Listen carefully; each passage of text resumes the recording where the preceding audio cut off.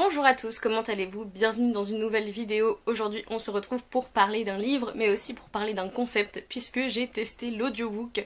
Je me suis lancée, voilà, j'avais un mois gratuit avec Audible et donc un livre gratuit. Et donc j'ai décidé de lire The Gentleman's Guide to Vice and Virtue qui a été écrit par Mackenzie Lee et lu par Christian Coulson qui n'est autre que le très ténébreux Voldemort de Harry Potter 2. Voilà, très très beau. Il a une voix absolument fantastique. Si vous voulez, je vais pouvoir vous donner un petit aperçu de sa voix. Leaving for the continent today. Good morning, gentlemen, Sinclair says from the other side of the room. I can only make out his silhouette against the window. He's still torturing us with the goddamn sunlight. My lord, he continues with a brow inclined in my direction.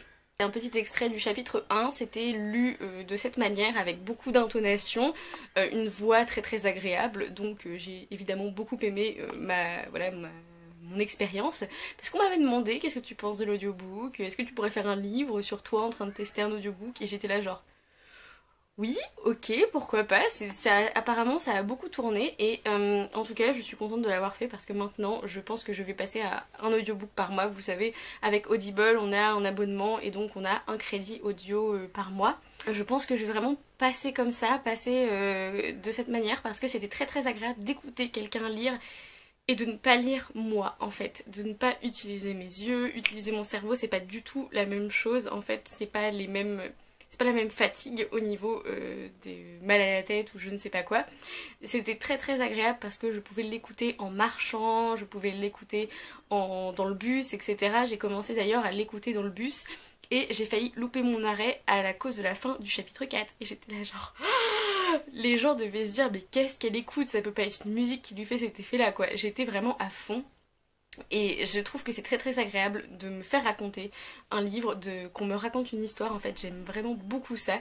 Et donc en tout cas l'expérience est totalement réussie, j'ai vraiment adoré écouter un audiobook, je l'ai écouté en anglais et lis en anglais tout le temps mais j'avais peur si j'avais pas les mots devant mes yeux de ne pas comprendre, c'était une peur assez irrationnelle et donc en même temps voilà j'ai outrepassé ma peur de ne pas comprendre en compréhension orale on va dire puisque je suis bien meilleure à la compréhension écrite même si j'ai vécu pendant 4 mois en Irlande j'ai toujours peur de ne pas comprendre l'oral. Et je pense que je vais continuer à écouter des livres en anglais parce que c'est vachement bien d'entendre la bonne prononciation etc. Des mots et puis ça coule tout seul et ça me permet de continuer à baigner dans l'anglais vraiment, de l'entendre en fait. Vous auriez peut-être envie de savoir ce que j'ai pensé du livre en lui-même, The Gentleman's Guide to Vice and Virtue. Je le mettais dans toutes mes wishlists pour mon anniversaire, pour le swap avec Marion, pour...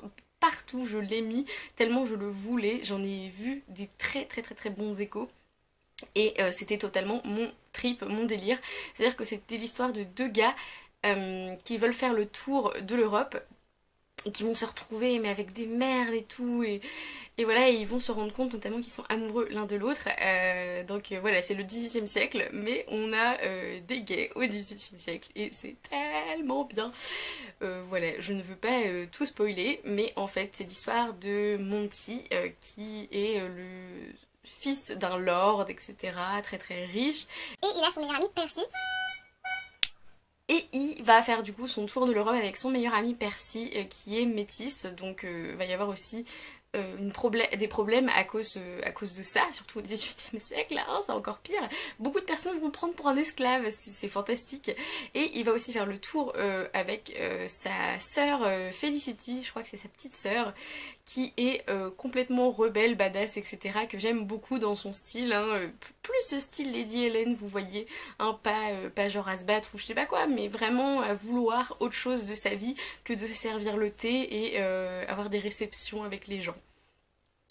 Et on va les suivre partout, il y a notamment le chapitre 5 qui se passe à Versailles, mais le délire, et il se passe 10 000 trucs, 10 000 péripéties, et c'est tellement drôle, ils se retrouvent à Paris, à Marseille, à Barcelone, à Venise, et c'est juste excellent. Il y a des pirates, il y a des prisons, des pirates, des catacombes, et c'est juste absolument fantastique. Évidemment j'ai adoré la romance entre Percy et Monty, je suis une très grande fan de Best Friends to Lovers, donc voilà, des meilleurs amis aux amants. J'aime beaucoup ce principe. Et là c'était absolument parfait. Ça m'a fait penser, et là les gens pareil ils vont hurler en disant non c'est pas vrai, gna gna. Je lis des fanfictions Harry Potter, vous le savez, et je lis beaucoup de fanfictions Sirius et Rémus. Et c'était tellement ça, Percy en Rémus et Monty un Sirius des temps d'avant, et juste la perfection quoi. C'était juste la perfection, ce bouquin, je lui ai donné 5 sur 5 et j'étais complètement à fond. J'ai adoré, adoré, et donc j'ai précommandé le paperback qui va sortir au mois d'août.